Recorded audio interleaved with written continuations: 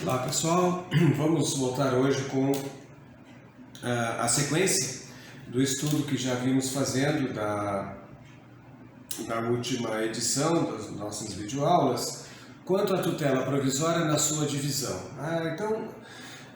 A tutela provisória, já se viu, é uma tutela não definitiva por conta da espera de uma sentença final e algumas situações que geralmente se antevê ou uma urgência ou uma evidência do direito, é possível então que o juiz defina, pelo menos ainda, e por isso provisoriamente, a providência jurisdicional a ser tomada, a ser adotada naquele momento. Então, tutela provisória, vamos ter a partir de hoje então um avanço mais detalhado nesse assunto. Nós no último encontro vimos mais ou menos como funcionam e eu quero agora já noticiá-los desses novos slides. Eu já deixei lá no nosso sistema de recados ali no fórum, deixei avisado vocês da mudança dos slides, já deixei então os nossos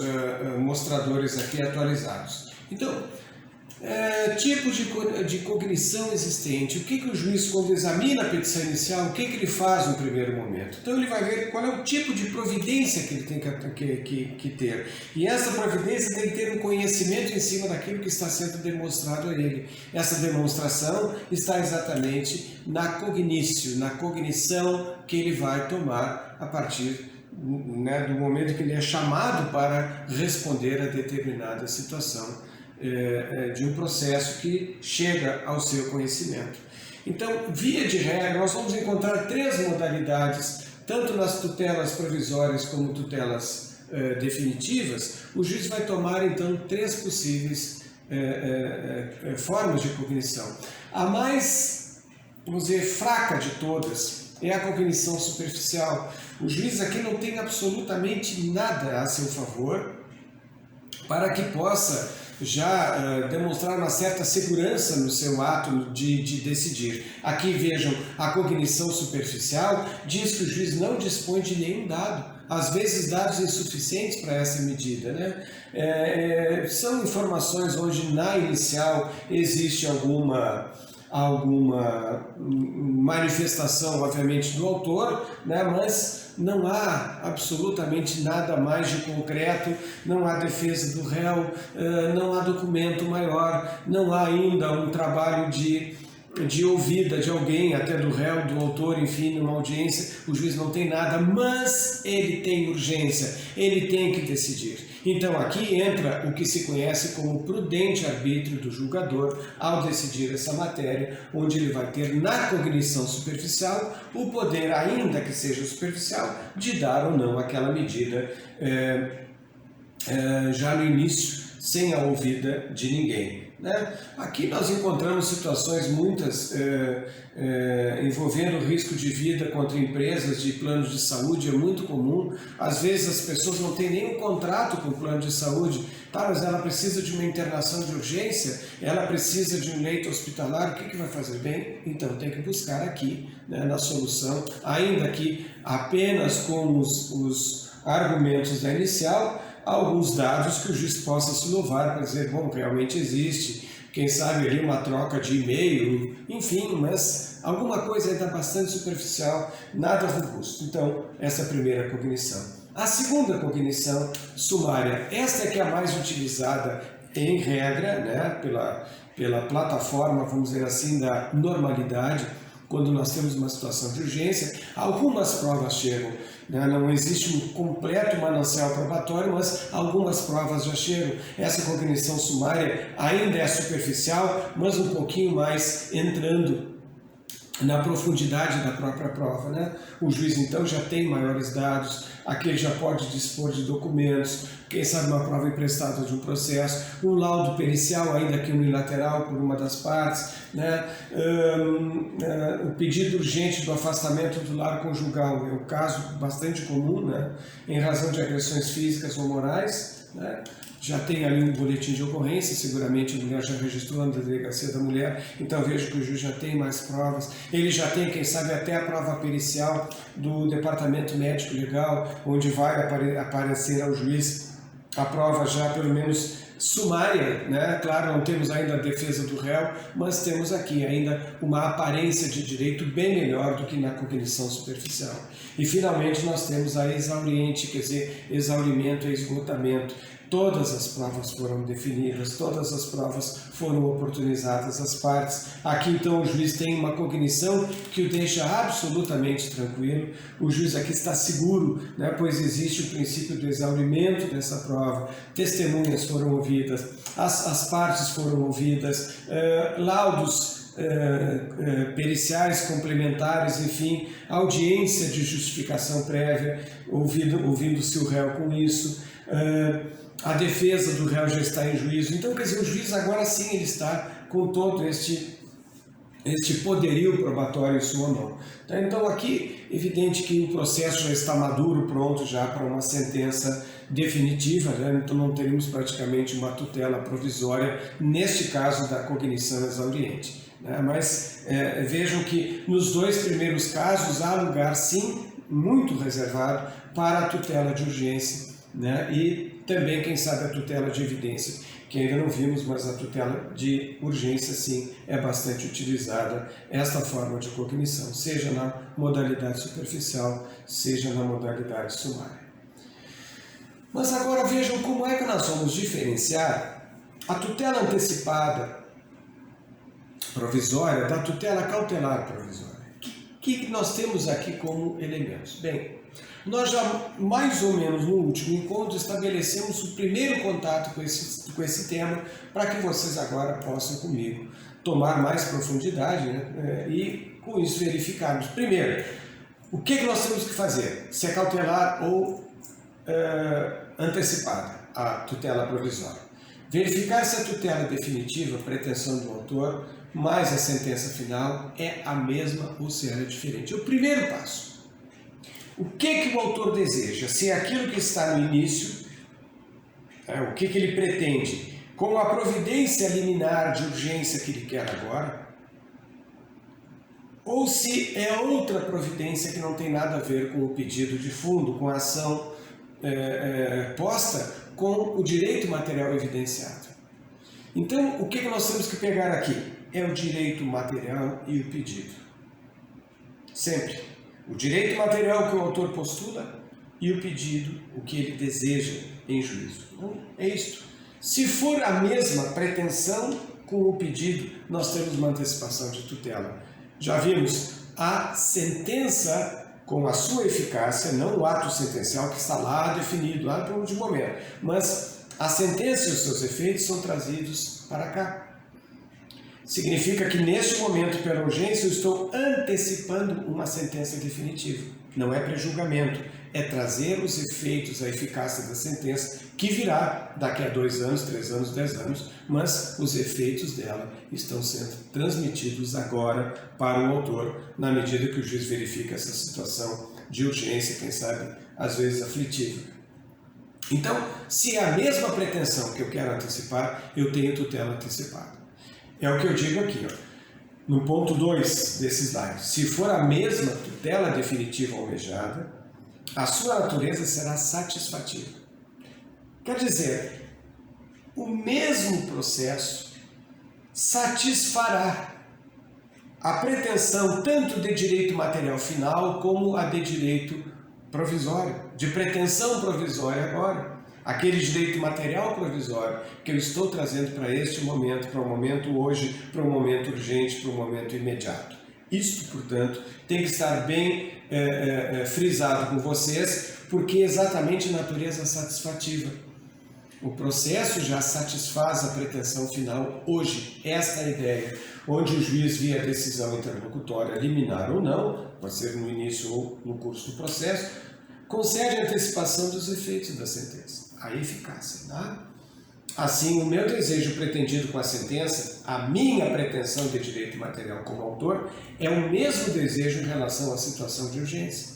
haverá um único processo físico ou eletrônico, tudo bem, mas os autos serão eles mesmos, e o seu desenvolvimento, tanto na cognição como na tutela provisória antecipada, ocorrerá dentro desses mesmos autos processuais. Com a sentença final, o juiz poderá manter, modificar ou revogar a tutela provisória antecipada, né, que ele deu antecipadamente.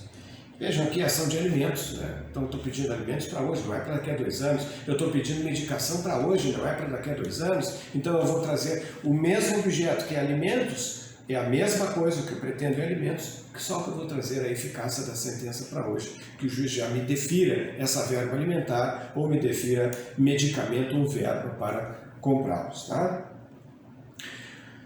Quando se trata na chamada, deixa eu só colocar aqui a apresentação de slides, vou botar aqui que fica melhor. Na chamada